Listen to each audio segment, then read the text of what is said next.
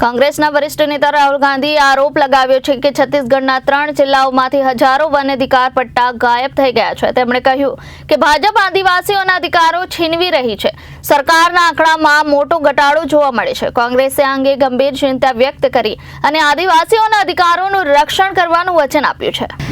ઉધના વિસ્તારમાં ગેરકાયદેસર રીતે ગેસ પાઇપલાઇનમાંથી કનેક્શન લઈને ₹43 લાખની ગેસ ચોરી કરવામાં આવી હોવાની ચોંકાવનારી ઘટના સામે આવી છે।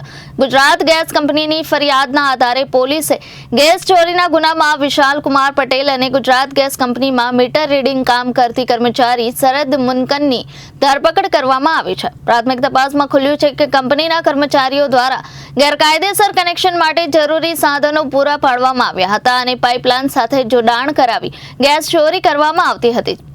આ કેસમાં ઉધના પોલીસે ગુનો નોંધી વધુ તપાસ શરૂ કરી છે અને એવું માનવામાં આવી રહ્યું છે કે આવા અન્ય કનેક્શનો પણ આપવામાં આવ્યા હોઈ શકે। વધુ લોકોની સંડોવણી બહાર આવી શકે છે।